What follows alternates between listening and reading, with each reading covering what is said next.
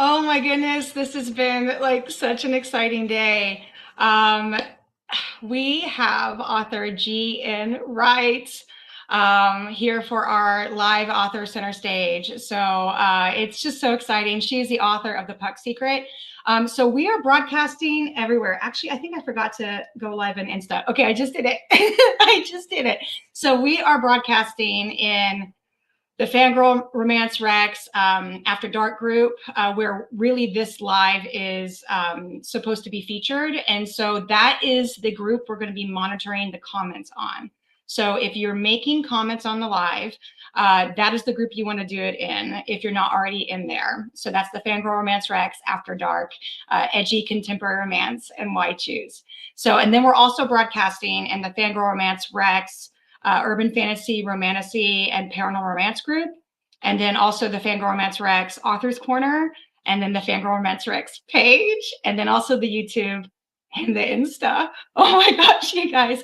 And like, just to throw a wrench in this, like Facebook changed its streaming APIs, so they don't stream the same way. So it was like a complete relearn to get this to work right today. So luckily, I think we're good. I think we're streaming everywhere, but just bear with us with any hiccups that we might have. So, okay. So what we're going to do is I have GN waiting in the studio to come in. And we also have Amy Reynolds, who is on the FanGrrrl team. And we also have Holly Edgerton, who is also on the FanGrrrl team. And we just love The Puck Secret. Like, we just think it's fantastic. And so I reached out to GN and I said, would you do a live with us and talk about The Puck Secret? And she was like, yeah. And so that's why we're here today. So we're just here to talk about it and talk about GN and what else she writes. And if you guys have questions, like I said, comment in the After Dark group, and we'll be monitoring those comments, and we'll be asking, throughout the live off and on. So, okay, without much further ado, I'm going to pull in everybody. So here we go. I'm going to pull in Holly. Here comes Holly. Hi. Hi. Okay, I'm gonna pull in Amy. Here comes Amy. Hey guys. Yay! All right, and then our woman of the hour. Are you guys ready? Drum roll, right? Everyone. Okay, here she is. Hi. Hi. I appreciate the drum roll. Oh yes, of course. Of course, we give you a drum roll. How are you doing? I'm good. Yeah. Excited. Yes. Scared I'm going to spoil some things because I always am known to give spoilers when I get asked questions on stuff like this. So trying to keep my brain in check to not ruin any books. Well, so we can do like baby spoilers. We can do like baby I don't know spoilers, the meaning of the nothing... word baby spoilers. Okay, don't bear with me. I'm just getting the comments up on the side so I can see it. You guys, you keep talk amongst yourselves. No, I'm joking. I'm actually one second. So you're gonna have to tell us about yourself. How did you start writing? Yes, thank you, Amy girl. Thank you. All right, here we go. It's thanks to COVID, which I always find really weird when people ask that question. But I've always loved reading, and then I was reading a lot after I had my daughter, and then we went into lockdown, and I wasn't working at the time because my daughter's autistic. So I was waiting until she went to school, and we sort of like knew where we were at with her. We were going to a lot of therapy and stuff, so I couldn't make that work around a job. Mm-hmm. And then when lockdown hit, I was just like, oh, what do I want to do? Like, I'm not sure. And I had a couple of ideas in my head, and I just started a bookstagram as well over on Instagram. So I was connecting with like other readers for like the first time in like my adult life anyway. And I met the girl who's my now best friend, and we've written a book together as well. We just got chatting on Instagram. I slid into her DMs and we were chatting about books we liked and bonding over the fact we both have a kid the same age, that sort of thing. And she said she was writing a book too, and I was like, oh, so am I. And she was the first person I officially told, and she was like, oh, do you want to like swap, and we'll, I'll read yours, you read mine, and we can give each of us some tips. And we were like, yeah, go on then. And then literally 5 months after that, I'd published the first book. It literally just went like that. It was going from like, oh, I'm not really doing this, am I, to, oh my God, yeah, I am doing this. That is absolutely amazing. So yeah, thanks incredible. COVID. Yeah, well, there are some good stories that came out of it, right? Like that. So I don't think I would have took the plunge because I wouldn't have had the time to like sit and just, enjoy that time at home without worrying about other stuff. But I was, and here we are. So how long did it take you to write during COVID? Sorry. Girl. I would say it's like that 5 months, but like I say, I think I've learned a lot since then. Like, so then it was very much. Actually, it's not even then. I still do the same now. So the way I write is I'll write 5 chapters. I'll plot the book, and then I'll write 5 chapters. I give it to my alpha reader. She reads it. We'll chat over it. Then I'm like, right, let's plot the next 5, plot 5, and then I go like that to try and keep myself in check. That's not to say I don't go off and write random scenes that I'm going to put in the book somewhere, because I very much do that. So yeah, the 5 months, definitely the first one. That was a big learning curve. I was trying to find my way. I didn't know editors. I didn't know alpha readers. I didn't know beta readers. I didn't know anything. Yeah. Back then, I was a baby. I still very much feel like a baby, but sorry, you're a what? A baby? A baby? baby. Okay. Good. Sorry, I love the accent. Where did you already say what city you're in? And I missed it when I was getting everything set up. Did you say where you're from in England? No, but because we met at FFB, I was just presuming you knew. I actually am from Manchester. Oh, okay. You know what? I just don't remember. Sorry, it was. I probably wouldn't tell you. It's not whirlwind. something I ever really like. When I'm talking about myself, I'm just like go right into the books and not actually me. Yeah, I'm terrible with accents, so I wouldn't have picked it up either. I'd be like, No, I am. When someone's like but you're like in really England, points out an Holly. accent, I know, but I'm still useless. Yeah. And what part of England are you in? For everyone watching, Me? Holly. Yeah, Holly. Shropshire. Say again. Shropshire, with Shrewsbury, near Birmingham. Okay. About an hour. No, Birmingham. That's where my husband's from, is Birmingham. So. Oh, nice. Yeah. So I first heard, the way I heard about you, GN, I should say Gabby, right? Because that's what you like to be called, Gabby. Yeah, you can call me Gabby. Yeah.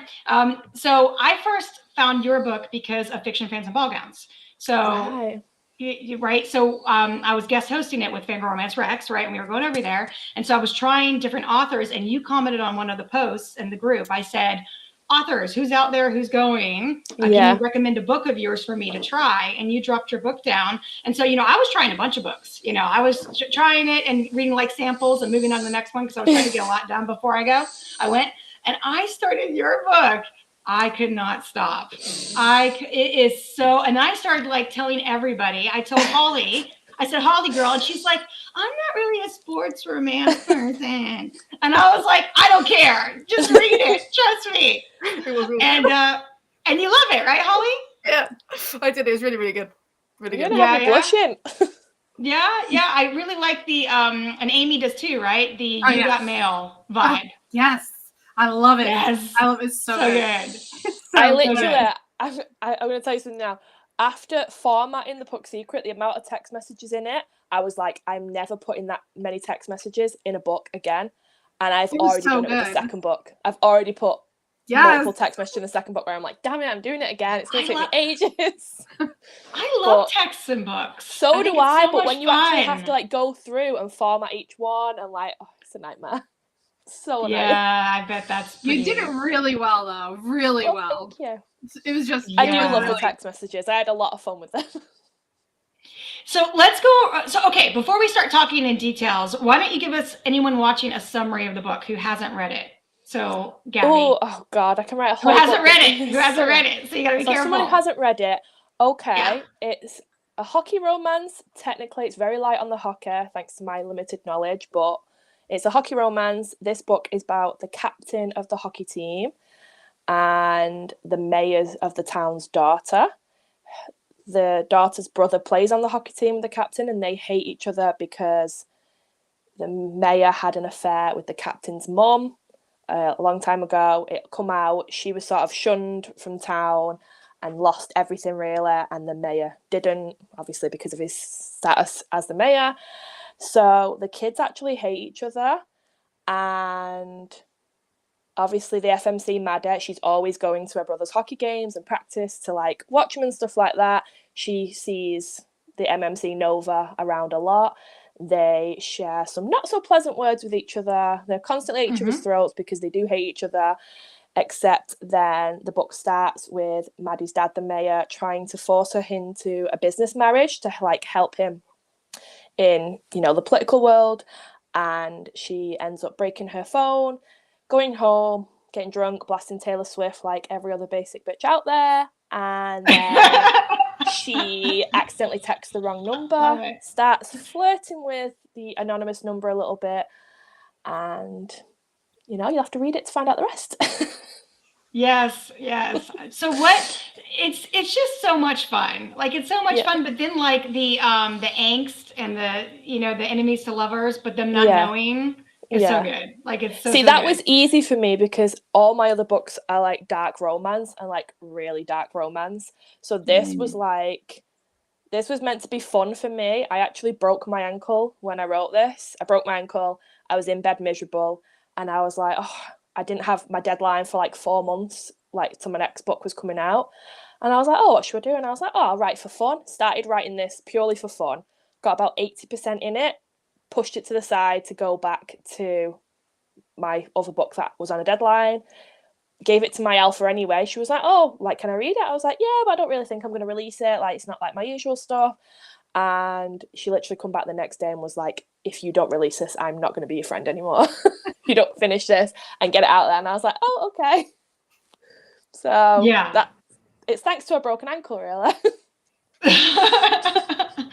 Well, it's so good. It really, I mean, like I said, I was reading a lot of samples for FFB, and like there was a urgency, right, to get through all these books. But when I got to your book, I finished it. I didn't stop at the sample and go to the next one. I was like, oh, just, and for me, like, I really, at the very beginning, and I'm not going to say this because I don't think it's a huge spoiler, but the very beginning when they're at the party, and she's like, she sees the guy she's supposed to be dating walking off. And then she goes to follow him to see what, and you're thinking at the time, okay, he's gonna get with another chick. You're thinking that, right? Yeah. But then she's following him, and then he's like in the bushes getting on with another chick. Yeah. Like, the visualization of it, like, I was laughing, and then I was sending messages to my girlfriends about it. So, and that's when I got hooked. But then when I got really hooked is when the texting started. Yeah. I was like, oh, I see what's happening here. So it is fun. Yeah. I did have a lot of fun. It's the one the book, because all my other books, like you say this is angsty. All my other books are terribly angsty, like painful angsty. So this for me wasn't angsty at all. I was writing it like like laughing along at my own words. I was like, oh, I'm so funny. Like, because it was meant to be just for me. Like, when I was writing it at first, it was purely just, I was like, oh, no one's gonna read it, it's just mine. So I was like making myself laugh with the text messages and stuff. So now when everyone comes like, oh my God, I absolutely love it, I'm like, thank you.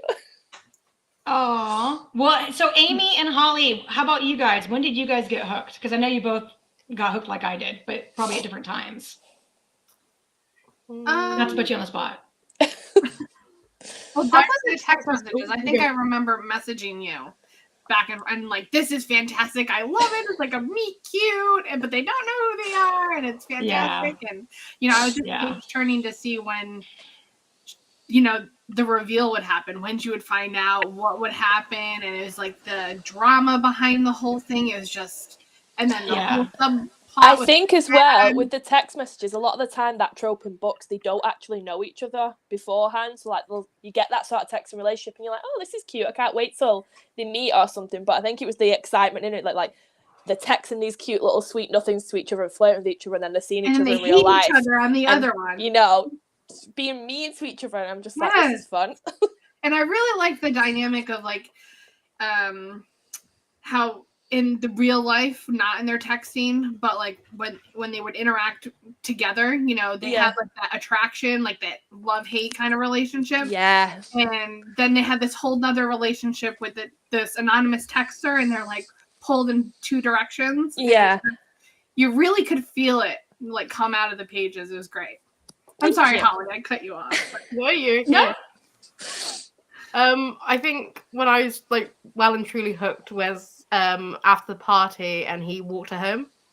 I love that bit. I was like, I don't know, I just feel like it's a proper turning point. Like, I loved all the text messages, but like at that point you just like this is the start. I think that for me as well, that was the first point where you truly see him as a real person, because obviously she's got this notion of him, and it's the notion that he puts out to everyone. He's the captain of the hockey team, he's broody, he's moody, he's a bit of a man-whore, but that's where you see the sweet side, like, you know, that's the boy that his mum raised, like, look how Yeah. cute he is. Yeah, I love that scene. Yeah, no, Well, and the spice isn't bad at all. Nope. It's Quite hot. nice. Yeah, it's quite hot. I mean, It probably has. To me, the spice is quite chill compared. I was like, oh, this is normal. It also has one of my favourite scenes, though, because all the new readers that hadn't read me before, that read this book, flooded my DMs and was like, oh my God, the basement scene, I can't believe you've done this. Truth or dare. It was, every message was like, truth or dare, chapter this, and I was like, yeah. All my like veteran readers who had read my other stuff was like, yep, classic Gabby, like, this is what she does. So I live for the spice because of that reason alone. Well, and you know, we have an interesting scene with, is it Harold? Is that, if I'm remembering the name? Yes. Yeah. We love Harold. We like Harold. Long live Harold. How is Harold? He's doing good. So funny. That was so funny. I remember writing that scene because I have my desk upstairs and it, like, my back faces the door, and most of the time I'm writing, I'm blasting my headphones, and my husband works shifts, so he can be home during the day sometimes, and he'll just come up behind me. I won't notice. You know, if I'm on a writing deadline, he'll come up and just leave drinks on my desk and snacks and stuff. I remember writing the Harold scene, and he come over and like just kiss my head, and I was like, oh, turn around to take a little kiss, and his eyes just flick to the screen, and he knows what I write. I talk about what I write, but he doesn't read it. And he literally was like, he went, I've just read that sentence, he went, and now I'm gonna leave. I was like, bye. So yeah, that's, I always remember writing the Harold scene and my husband coming in, and I was just like, oh, it's me, hi. And then I remember having to proof the audiobook when the audiobook came out, and they sent it to me, and I was listening to it, and I, you know, as a smut reader, you become very desensitive to certain things. I'm upstairs folding the laundry, it's blasting out of the speaker, my husband walks in to bring me something, and he just stops and looks at me, and it was the truth or dare scene, and I just looked and I was like, hi. He was like, I'm not even going to ask. I was like, okay. So he's used to be my dad. He's used to all my antics by now. That's awesome. And so does he end up reading your books, or? He doesn't read them. I sit. It's really funny. It's very much one-sided conversation, because I'm thinking about doing this, and then I'll break down all the characters. He knows pretty much all the characters by name because of how much I will plot with him, even though it's just him listening to me ramble until I work out in my head. So he knows what I write, and he's very much like, in my real life, I don't hide that I'm an author, but I don't go around and explicitly be like, oh, hi, I'm an author, unless someone explicitly asks me. Whereas my husband keeps my little bookish flyers with my QR code in his folder at work. As soon as someone's like, what does your wife do? He's like, oh, she's an author, here. Do you want to read? Aww. Literally. And he has, does he warn them, though? Does he give them a little bit of a warning? Yeah, about what like, oh, the spicy. Okay. And they'll be like, what do you mean the spicy? But oh, like, she writes smart. And you're like, are you okay with that? And he was like, yeah, why wouldn't I be? Like, so, I mean, I'm not exactly hiding that I read it either. Like, yeah, no. He knows. So I actually have a really spicy novella, which is like a one-night novella. And that's the only one he's flicked through, and it was only because I was making TikToks with it one day, and it was stuffed down the side of the sofa, and he sat down and like pulled it out and literally just went like that, and I just seen his eyes go, and then he just put it down. But that one has like the most feral smut in it, and I was just like, of all the ones you have to pick up, it has to be that one.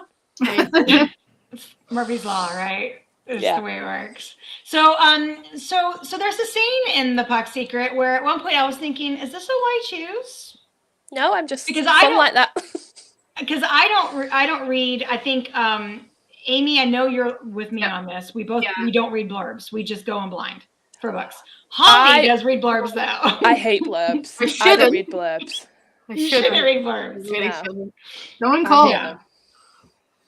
Yeah, you hate them. A lot of authors do hate them, I find. Yeah. I've just had to write the blurb for the second book, and so I could give it to the cover designer. and it took me like 3 days to write it, and it's like basically one little paragraph on the back of a book, and it took me so long, and I was just like, oh, this is the worst. Hate it.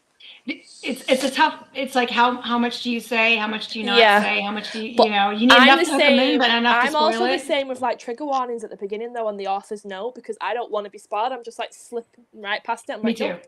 Yeah. And then something because if you happened, don't I'd have triggers, then you don't need to worry about it, right? Yeah. You don't have any triggers. Yeah. No. So I've not come across any that have been a hard limit for me anyway. There's been some that have, widened my eyes a little bit, but none that have like made me slam a book shut. So we're doing all right. Yeah. Well, there are never mind. I'm not going to go into it. There. I have heard about a few that out there that I don't know. I've never tried, but I don't know. I told you, I just read a book that I was like shocked by because it's been a long time since I read a. Oh yes, that's right. That's right. Non-consent RAPE scene on page. Yeah. On page, and I was like, oh, and it wasn't like it didn't take away from the book or anything. I read it. I was like, okay. I wasn't there for it, but I was like, it's been a long time since I've been shocked on a trigger before. Like I read it, it was fine. I enjoyed the book, but I was surprised by it. Yeah. Well, because it was contemporary romance too, right, Amy? It wasn't usually it's like the fantasy stuff that isn't as surprising for some reason. I don't know why. Yeah, this we were one talking was about that, right? This was a contemporary, so it was true. Like I deal with a lot of foster kids who have like gone through a lot of like trauma, so it felt true. The experience on page, and I was like, it's almost like you couldn't tell whether or not the author was writing from experience or from like someone she knows experience kind of thing. And I think that was what the disturbing part with it, because there is a difference between fantasy, paranormal, where there is an element where you just know it's fiction, and then there's contemporary where there's a blurred line where it's like it's fiction but it's like real world. Yeah. I don't know if that makes sense. It does. No, it makes it, and if you haven't read one in a while too, then I guess it could be jarring, But we do get jaded at the same time, right? Like on the opposite end of it, we do get jaded when we read so much of this stuff. Oh, I question my life choices many times when I read these books. Okay. Exactly. Especially if someone else asks you as well and you're explaining, like, I've just read this book, and they're like, what was it about? And you're like, it was this. And you just see their face be like, and you're like, you're probably not the person. It's not real life. It's not real life. When people want to wreck, they're like, oh, what have you been reading recently? What do you think I would? My mom asked me that the other day. I was like, My mom has a thing, like every time I release a book, she wants to be the first person to get a copy. So I always order the first copy and give it to her, and it goes on the shelf. She does not read them. She said she opened the first book that I did, and she was like, read the prologue, and she was like, it's a bit too dark for me. And I was like, all right, that's fair enough. And then when I did my second series, I was like, this one's really dark as well. And she was like, but this is about a motorcycle club. I like motorcycles. And I was like, how do I tell my mum that there is a group sex scene in the prologue of the first book? Is that your is that the first book, Distrust? Yes. That's the series I've read. Sorry. Yes. But like, how do you tell your mum that? And I was like, you're probably not going to read this one either. And she literally opened it, read the first sentence, and was like, I'm out. I was like, it's okay. It's fine. I forgive you. Understandable. But that's really sweet that you give your mom the first copy. She loves having them. I love it. It's so sweet. Yeah. You don't feel like she doesn't read it, but it's like she knows that she had the first one. She's the same as my husband, though. She'll be like, she's an author. Tells everyone. She's like, she's an author. And I'm like, thanks, Mum. Love you. That must make you feel so warm and fuzzy. That's so nice. It is nice, especially because not just like, she doesn't just hype up the fact that I'm author. She'll also be like, you work so hard. I'm so glad you're working for yourself now. You're doing so well. So it's like that kind of pride as well that gets me like all warm and fuzzy, because I lost my dad when I was really young, so it was just like me, her, and my sister, and she was always out at work. And I think as a kid, when you've got a parent that's always at work, you don't understand it as a child. Whereas as an adult now, I'm like, wow, the sacrifices you made, like for me and my sister to have the childhood that we did. And now not only do I get to work for myself, but I get to be there for my child as well, where she had to miss out on that. Like, she's always like, I'm so proud of you. And I'm like, okay, I'm going to cry. so she deserves the first copper.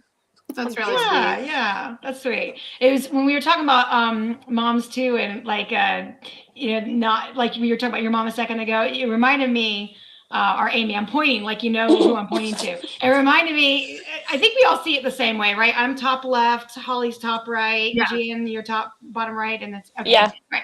So anyway, so I told my mom about a Why Choose, and she had never read one before, and so. And she likes romance. She reads romance. Yeah. And so I was like, but do you like spies? She's like, Rebecca, I've been reading a lot longer than you. And yes, I like spies. And I was like, okay, all right. So I recommended to her They Call Me Wicked by Persephone Steele. Oh, yeah, it's so funny. It's such a good book. And because my mom likes the investigation thing, you know, like detective stuff, and there's like a whole serial killer crime thing going on in that book. I'm like, okay, this will be a good one for her to read. And I think it's normal as far as like spice goes for Why Choose. It's not like pretty low. Yeah, it's not like, 80% spice or anything. It's just a few scenes here and there. I think that's always wary as well, though. Like, your scale of spice might be completely different to someone else. And you're like, oh, it's not even spicy. And then they read it and the jaw drops and you're like, oh, okay. Sorry. She messaged me after she finished reading it. I said, oh, did you like it? She goes, yeah. She goes, I don't like the raccoons. And I was like, what do you have against the raccoons? And then she's, I just don't know. I don't like the raccoons. And I said, well, what about the rest of it? She goes, well, Rebecca, I think that's erotica.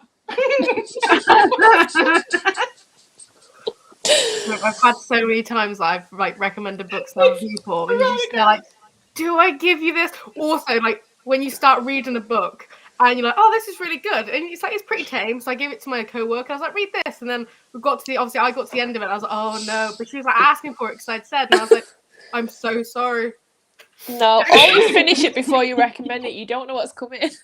Honestly, yeah. Oh, I've learned that the hard way. I make the mistake. I've got to the point now I have to finish a book before I say something. But it's hard. Because for sure. So let's talk about your scene that made me think it might be a Why Choose. Truth or Dare, or the basement scene. It's known as both. I personally feel like it was fine. It wasn't a big issue to me, and I didn't think it would be a big issue to anyone else as much as it was. And the fun fact is actually as well is I was on TikTok. I always do a lot of TikToking when I'm coming up to a book release. And I post my silly little scenes and my silly little TikToks.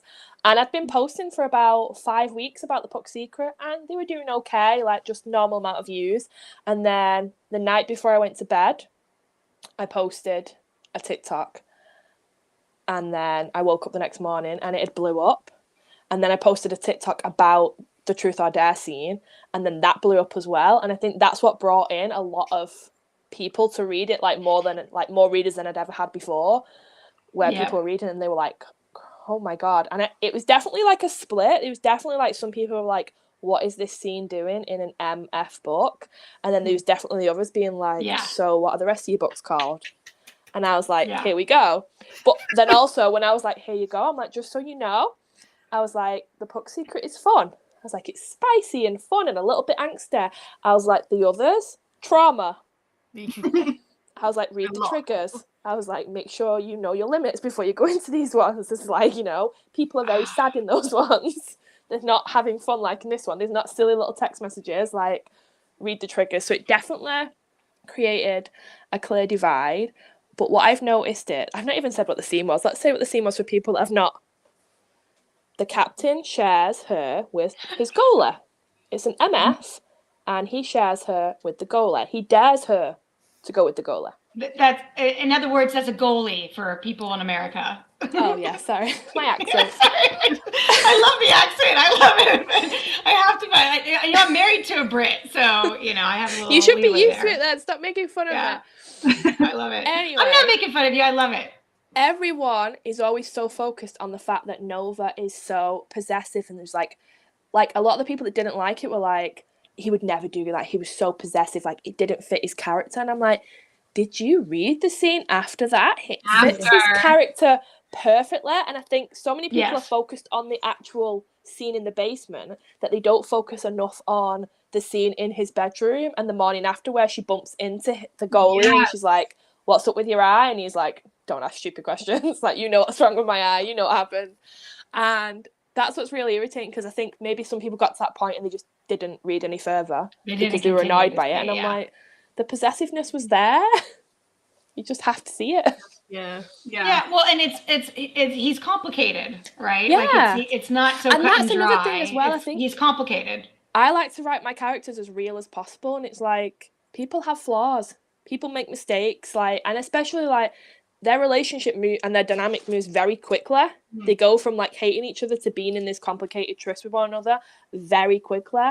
And that scene was sort of honouring that, because it's like, he was a man whore. He's not just going to turn around and be a perfect boyfriend. Like, he had complicated feelings. He was trying to test those complicated feelings out like a normal human would. Maybe not a normal human. Not everyone does that kind of thing, but no. in that scene, I also just felt like she was testing her boundaries too. Yeah. He was like controlling the situation to like, you know, pushing her boundaries, but like in a controlling way. So that, like, it was anyone who read that and didn't think Nova was in control didn't read the scene correctly. Like, he was still very much in control the whole time. Yeah, he was. Yeah. I loved it. Yeah. I loved it. I was here for it. I did too. I loved it too. I was wondering if it was a why choose though at that time, because I read why chooses, but then after the way he reacted, I really, it really resonated with me, because it really felt very realistic. Yeah. Like he's getting those, the jealousy and, the territorial after the fact, and kind of like oh, damn, why did I do that? You know? Yeah, exactly. And that's what I mean, because he was more like, and it surprised him, I think. That he felt that way. He was like, I must like this chick more. He's trying to like show that, he don't care, and then he doesn't care. Basically, and he's done it before. Like, they've done it, but the two of them have done it before, so they're getting into old habits. And then it's like, well, this is different this time.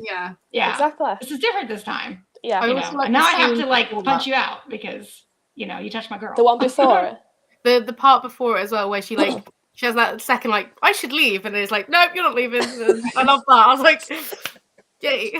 He's like, no, I don't think so. We've danced around this long enough. That whole scene is the biggest writing day I've ever had. I wrote 12K in one day, and that was from like her arriving at the party all dressed up for him, them on the dance floor, like Archer inviting him down for Truth or Dare, the basement, in the store cupboard, like in his bedroom. I was literally a machine that day. Like, it was just coming out, and I was like, I can't stop. This is like good stuff. I'm obsessed. So wow, 12,000 words is a lot to write in one day. I am never making that happen ever again. A lot to write in one day. Like for people so it's really kind of funny because for people watching, right, readers, we talk about page counts, right? For us, like page counts, but authors talk about word counts when they write, because people say to me all the time, how many pages is it? And I'm like, don't know. I have no idea. I have no idea how many words it is. I can tell you how many words it is. Yeah, that's right. Because the software that authors use, will tell them their word count, right? And so, and the pages varies based off of the platform it's uploaded to, and the font, and all the size that you do it as well. Like the size that you make the paperback, whatever it is, it's like it can be different all the time. So no, I never. I could tell you how many words it is. I couldn't tell you how many pages it is. Yeah. So just to give an idea, so 12,000 words in one day. What would you say a typical contemporary romance novel is word length? My aim is usually 100 to 110,000. Some people are a lot wordier than I am. But I'm very much one of them, like, unless it's fantasy, if a regular romance book is over 400 pages, I'm like, what's happening? Like, what's going on? There's only been a few select books that are like thick, where I've read them and been like, yes, they needed this amount of words and this amount of information.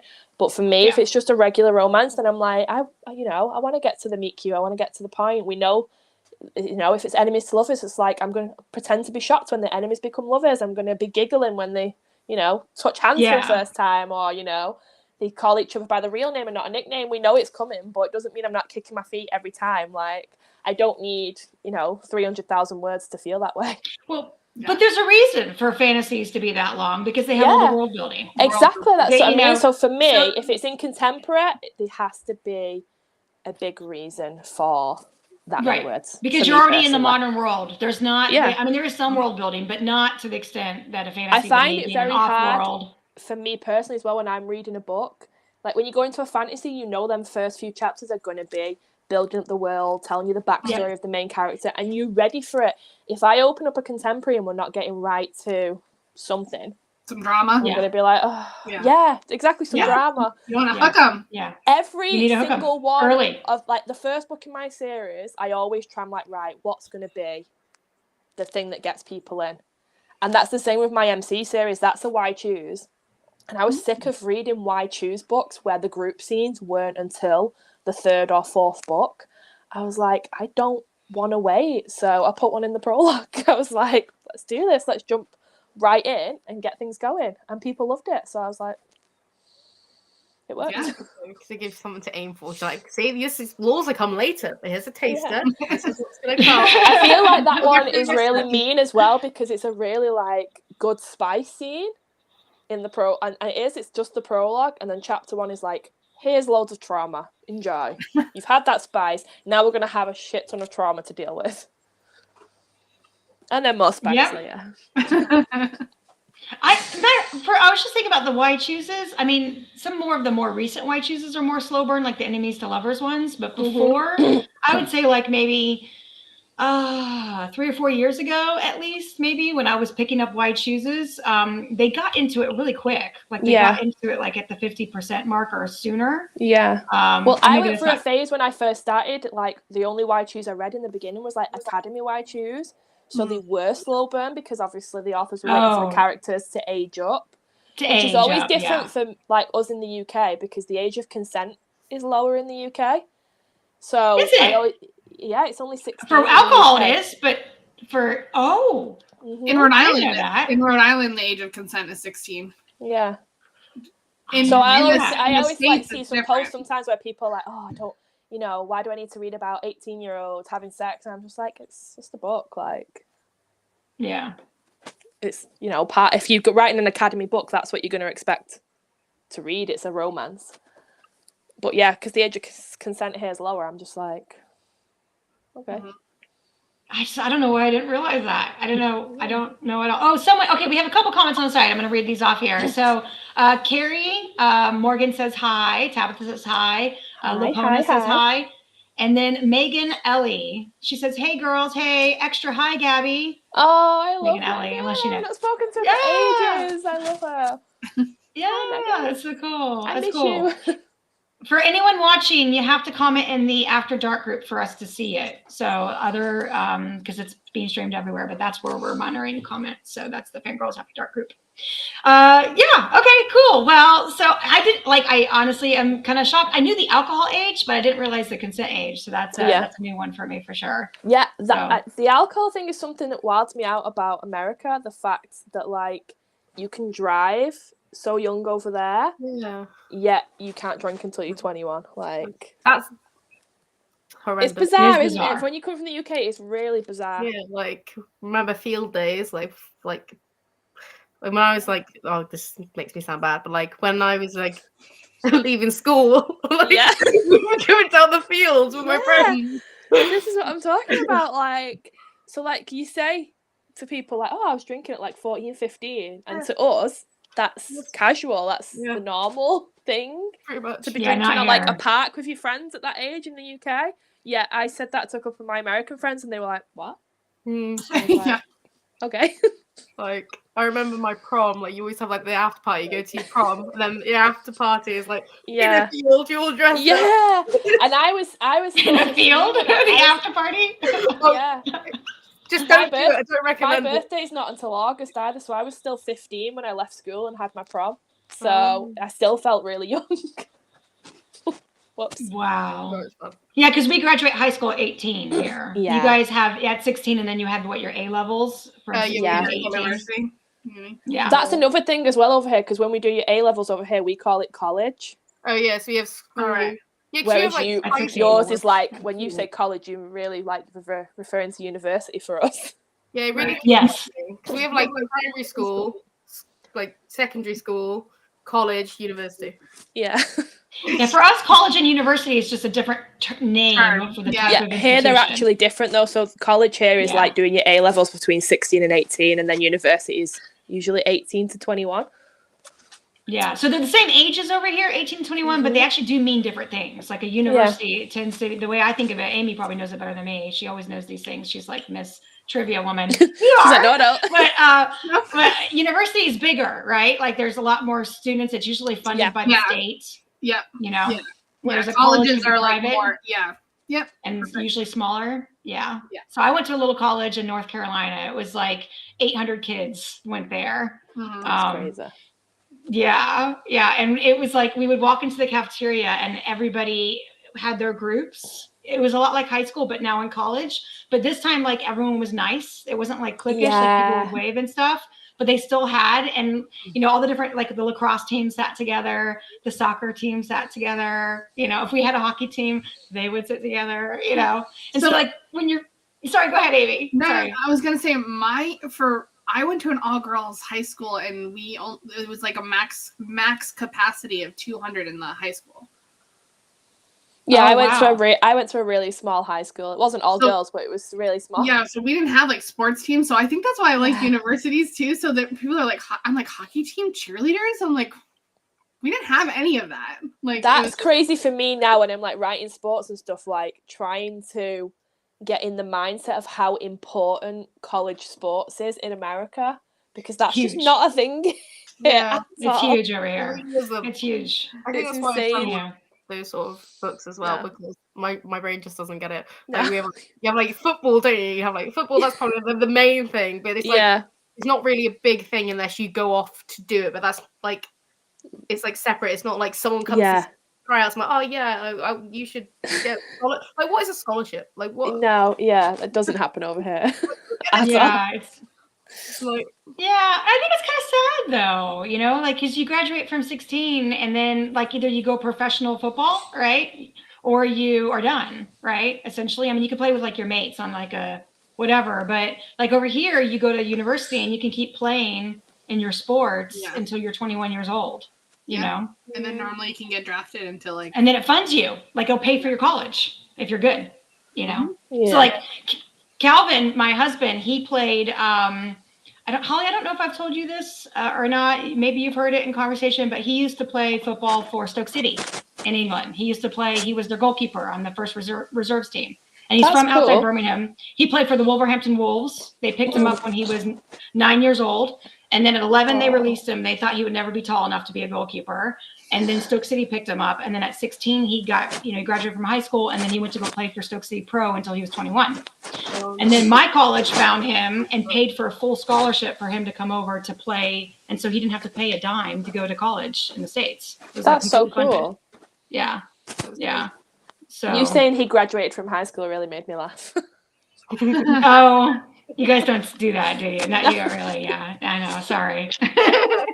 I was just like, nope. Primary school, right? Primary school or whatever, Is that what it's called? Primary school? I'm trying to remember. That's the young secondary school. So you go, secondary school.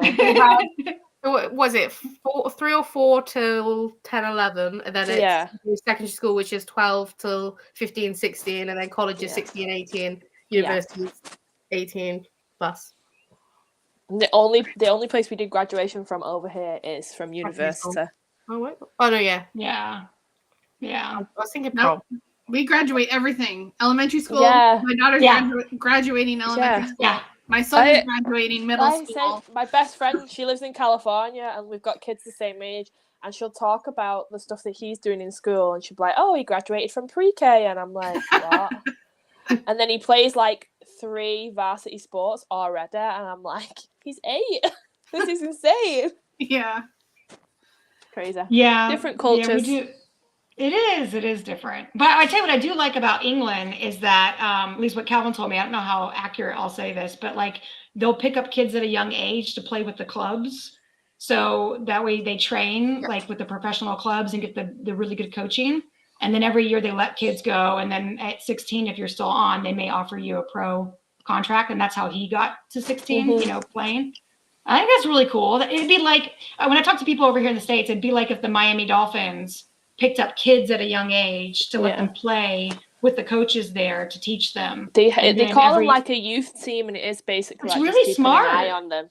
Like it's really, really smart. When my brother was younger, he used to play for, I think it was like Red Devils first, and then Wolves. And he was really good, and he even played for Shrewsbury Town for a bit, but then he had like a accident and he couldn't play anymore. So he's really good. He still plays now every now and then for fun, but yeah, they used to do that. So Gabby, so do you like sports? I mean, you wrote a sports romance. I don't like sports. What are you gonna say that? You know what? I don't have anything against them, but I think it was like I lost my dad when I was young, so I grew up in a household without any sports around, and then my husband is very into aviation. Like he has a private pilot's license. We actually met at Air Cadets when we were teenagers. So he's not really into sports. He's like more into planes and stuff like that. So I don't really have it in the house now. So it's not that I'm against any sports. Like I would very much love to go and watch a hockey game. I'm sure I'd have a lot of fun. I just haven't had chance. Yeah, you know, sorry, was that you, Holly? Go ahead. I was gonna say, bring it back to the book thing. Does everybody have like favorite parts? Because I have this one really funny part. I don't know why. It's so small that makes me laugh so much. It's when they're going for Sunday lunch and the grandmother like makes a comment about the wife. I always love having like unhinged little side characters just like making comments like that. So I'll tell you my favorite little part is Rain offering him a cup of tea when he's really, really drunk. We're British. Because I wanted to get that in there because obviously I've made him like he's half British, like one of his parents are British. And I was like, what's the most British thing I can think of? And I'm not a coffee drinker at all. I don't like coffee, but I'm a major tea drinker. And I was like, wouldn't it be really funny if like every time his friends are in like some sort of crisis or something's going on, that he's just like, can I get someone a cup of tea? And then I was like, he doesn't want a cup of tea, Rain. Leave him alone. That's my favourite little bit. Super cute. That's super. And you don't like coffee. Well, you know, the coffee over there, I just don't like it. Was that subtle diss to our coffee? Because I'll agree, I don't like coffee either. So, which always makes me laugh because I always write my characters drinking coffee, and then if they're drinking alcohol, I always have them drinking whiskey, and I don't like whiskey either. I'm just like throwing it in there. I'm just like, yeah, I'd be like to my husband, what does whiskey taste like? Describe it to me. We're like, right. They're like, go on, describe it. So. Yeah, so when we live off coffee over here. It's like our tea, right? But my best friend curses me out every time when I bring up the fact I don't like coffee. She's like, "Yeah, forget that about you." She's like, "I don't like it." Well, it's really hard to find like just regular coffee over in England, like because all the coffee places have all the fancy stuff. It's like these fancy lattes and sugary concoctions, and like I just want black coffee with some cream in it. Like that's just black with cream, and you can't. I mean, I was at the airport in Manchester, and I went up as I was leaving the States, and I asked for a cup of coffee, and I asked for black and cream, and she it was all this fancy making it just to pour this little black coffee, and then and she was like, "What do you mean you want cream in it? Like what?" I'm like how you make tea, but milk, you should use milk. You know? Yeah, but cream to us would be like whipped creams. It's like if you want it with milk, you would have to say with milk. Pour a bit of Elmley in there. Well, when I was at FFB and I was staying with Blake and Stephanie Hudson in the Airbnb, in the morning Blake said they made coffee, and I said, "Do you have any cream?" And he goes, "Cream? What do you I said like heavy whipping cream, and Stephanie said, "Oh, I think she needs," and she said some name which you guys probably know, but I don't know. And he went out and bought it, and it was this little tiny thing of cream, and it was great. It tastes delicious. But then when like our American friends came over, they all wanted a cup of coffee, and we all just emptied that cream, man. It was gone. Yeah. It was gone like I'm used, like I say, because I've been friends with my best friend now in California for nearly 4 years. I'm very used to like switching the sentences out. Like I still remember the first book that I wrote. I wrote the word fortnight in it instead of 2 weeks. And obviously you guys don't use the word fortnight over there. No, and she literally highlighted it and was like, what in the Harry Potter is this? What in the Harry Potter is this? And it's still one of my favourite comments she's ever wrote on one of my docs, and it always sticks out. So she's always there to like rein my English in. She'll be like changing the words to American. So I find it a lot easier now to like understand and do it myself. But back then I was in the trenches. So I didn't know. So do you do fortnight? That's weird. Sorry, Holly? What'd you say? It's weird to me that you don't say fortnight. Yeah, it's crazy, isn't it? I say it all the time. I'll see you in a fortnight. Yeah. Yeah, no. That sounds very like posh to us, doesn't it? Yeah. Like someone saying fortnight. Very posh. Yeah. What does it mean? Like, what does 2 weeks? 2 weeks. In 2 weeks? Okay. Yeah. Nope. I learned it from reading Jane Austen. That's how I first learned the term Nice. when I was young. Yeah. I learned a lot of stuff like that from Jane Austen. But yeah, Pride and Prejudice. I love Pride and Prejudice. I actually never read British books. I have like a few exceptions. I've got, like you can see behind me here, I've got Becca Steele's books, and she's British, and she sets all her books in England, and she's one of the only exceptions where I'm like, I'll read it and I enjoy it. And Rena Kent, she sets a lot of her books in England as well, but most of the books I read are in America, and I write my own in America.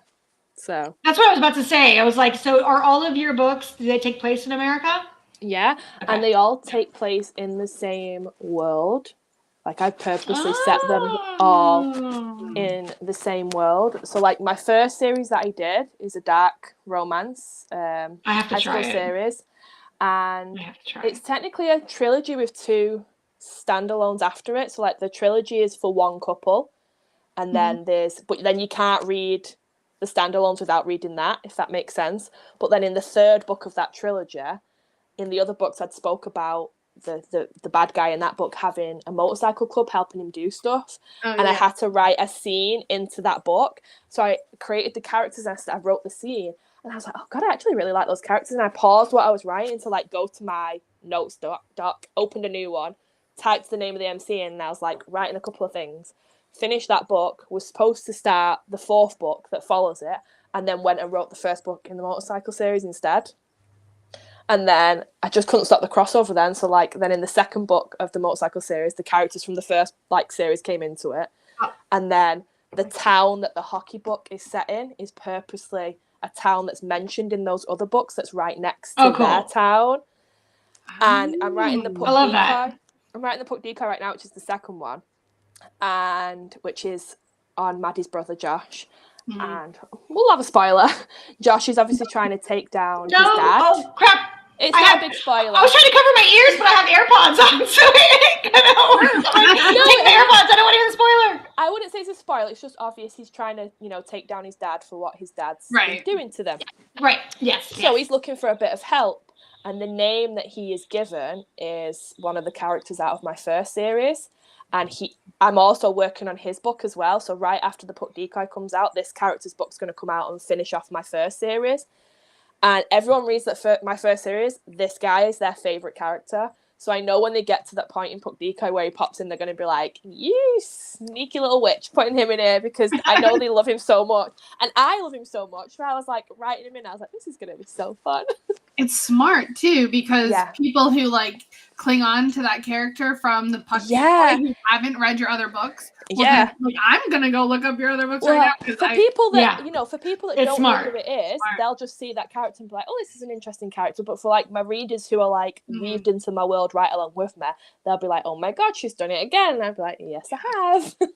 See, there's also a character in the Puck Decoy that's coming up that is a future FMC for another book. I'm not going to tell you who the character is or what the book is, but for people who are weaved into my world, particularly who've read the MC series, they're going to read that and be like, oh, okay.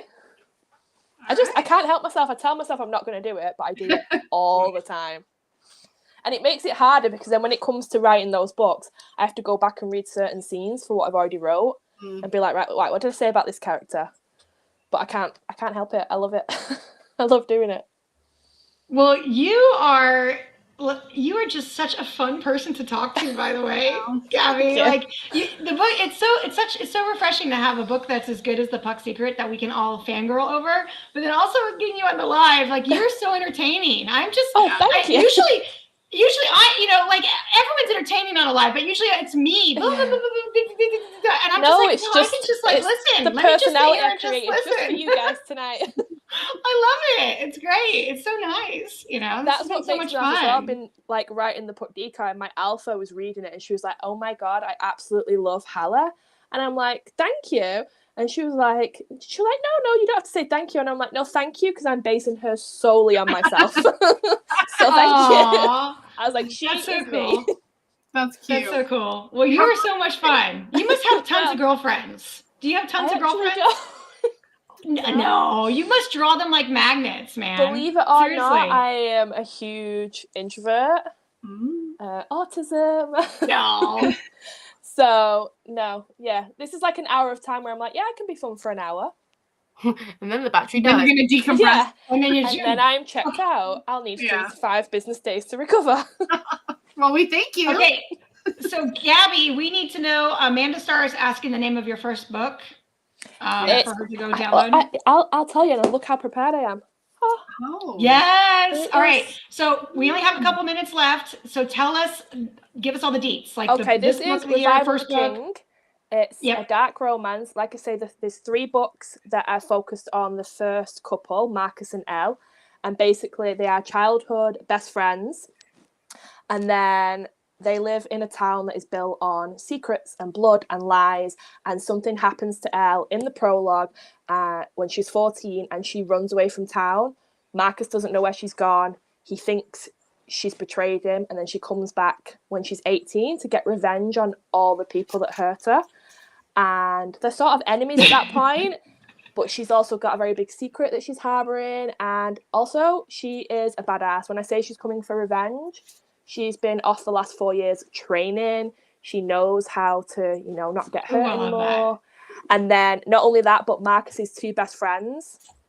People very much wanted this to be a wide choose because of how much they fell in love with him and his best friend straight away.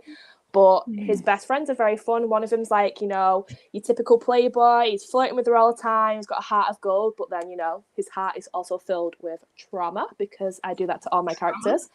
And then his other friend is like your clever, silent, brooding hacker type boy who is also filled with his own bout of childhood trauma that he doesn't talk about. Not yet, anay. So that's Revival of the King or the Black Characters. Revival of the King. Sounds great. And well, I was going to say when the live ends, which is in less than 60 seconds, you have to go onto the comments and drop links to your books. Okay. I know we have the Puck Secret on the top of the post right now, but if you'll go and you'll drop links to everything and then how people can reach you through your Facebook group, your TikTok, your Instagram. Tell them all to come and stalk me. I love being stalked. Slide into my DMs. Tell me. My favorite thing is when literally like I'm reading this and then they start like sending me screenshots of where they're up to. I'm like, this part. I'm like, I eat that up. I love it. So come and read all the books. Come talk to me. Make friends. Yay! Well, thank you so much for coming on. We really appreciate it. This has been so much fun, and it went by so fast. I know. It really did. It was nice. Until next time. And I'm pulling you into a live with the panel here pretty soon. That's top secret stuff. Yes. Guys. So GN's going to be on a panel, and it's going to be amazing. Yes. So stay tuned. All right, you guys.